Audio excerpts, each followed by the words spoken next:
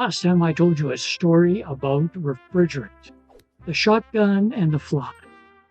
Domestic refrigeration were a few percent of the problem, and we got regulated like we were the whole thing. I told you about the foam in the walls, the real reservoir, the part nobody ever asked us to touch. I told you we led with our wallets, we did everything right, and then we watched while the system rewarded the people who did nothing.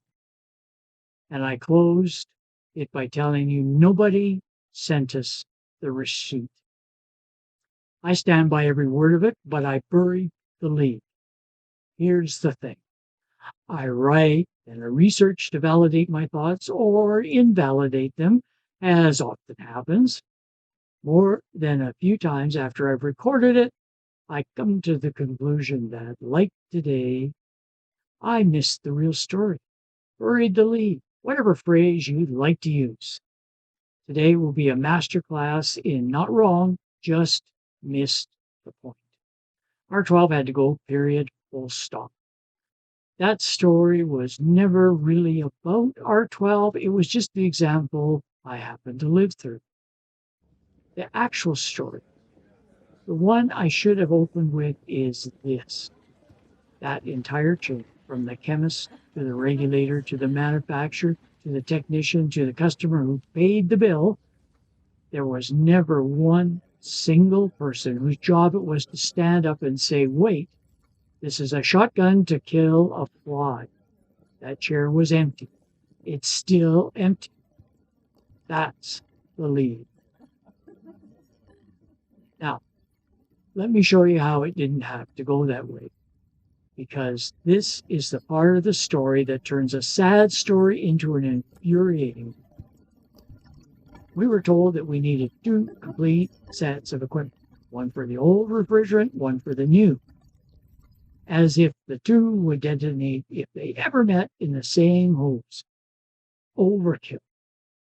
We were told every last ounce had to be recovered, stored, and returned on little sealed systems holding a few hundred grams, while the real load sat in the foam where our gauges couldn't reach. There could have been a carve-out, a small charge line for little domestic systems, a pound or so, and focus all that recovery where it actually made sense. Big systems. There wasn't. The rule was a rule, top to bottom, fly and elephant treated exactly alike. And here's the part that should bother you most. The smarter answer wasn't a secret. It wasn't waiting to be invented. Over in Europe, they already understood where the CFCs actually were, in the foam. And they were building recycling to capture it at the end of an appliance's life.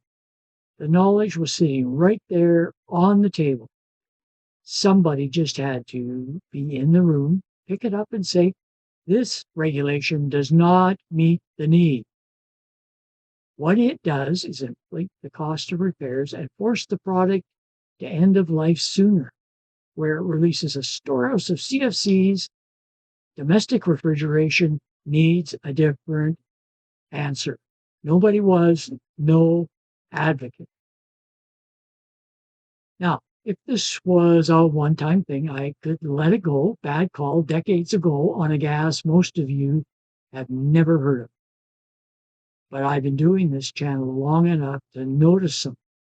Every story I tell you has the same shape.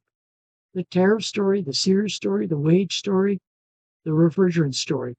Different decade, different villain, but same empty chair. Every single time, the decisions got made by people who would never hold the wrench or sign the check. And there was no one at that table speaking for the two ends of the line that actually paid. The person who fixes the thing and the person who owns it.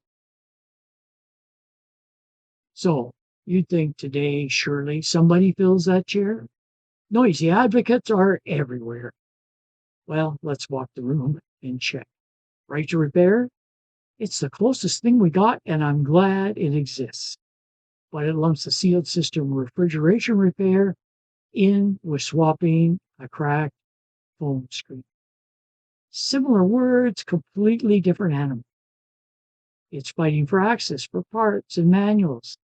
And yes, that matters, but it's not watching for the next shotgun. It isn't built to.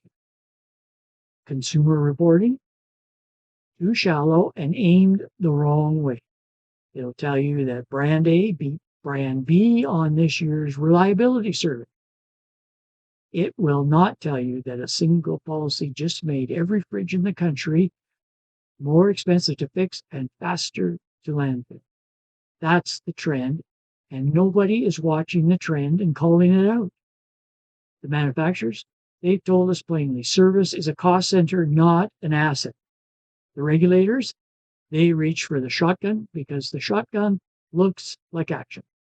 And the technician, the one in the whole chain who can actually see the fly and the elephant standing side by side, has no voice at all.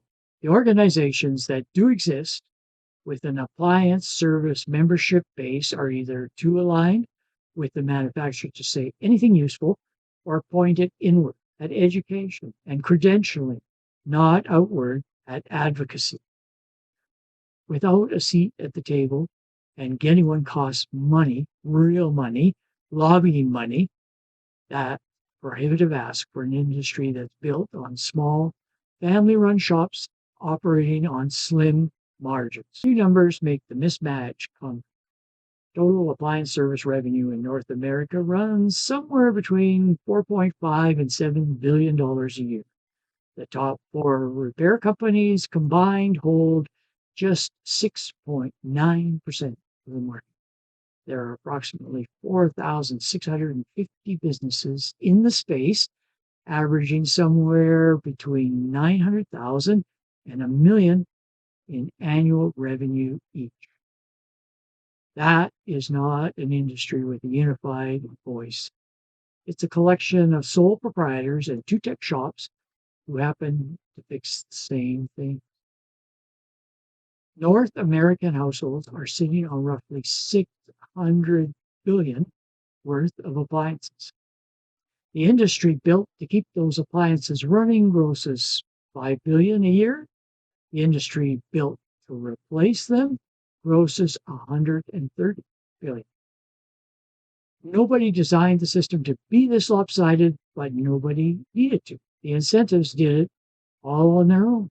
Before you decide this is just a tradesman, technician feeling sorry for himself, it isn't. Watch where the bill lands. Costs go up for the servicer. The servicer has nowhere to put them but the customer. The repair gets too expensive to make sense, so the fridge gets condemned instead of fixed, crushed, shredded, and every ounce of foam that would have leaked out slowly over another 15 years of useful life goes up all at once in one afternoon at the scrapyard. The exact thing the rule was supposed to prevent happening faster because of the rule. Bad for the technician, bad for you, bad for the air. Everybody loses except the people who never had to sit in the chair to begin with. I'll be fair, same as last time. The Montreal Protocol worked. The ozone layer is healing. I am not standing here telling you that regulation is the enemy. I'm telling you that regulation, with nobody in the room to aim it in the right direction, is the enemy. I can't fill that chair. I'm one guy, 50 years of tools and a camera. But I can do the one thing nobody else seems willing to do. I can point at the empty chair, say it out loud, on the record. Somebody should be sitting here. A chair held open for the conversation that should have happened 40 years ago, and it still hasn't. I'm still all in. I just stopped waiting for someone else to say. So the fly was the refrigerant in a domestic fridge, and the elephant was the foam. Well, I don't know about... I think the elephant is giant appliance manufacturers who discard the technicians' and customers' expertise. What I know for sure, you honor us by getting to the end, so thank you. Have you played Vantage Rush? See you next time.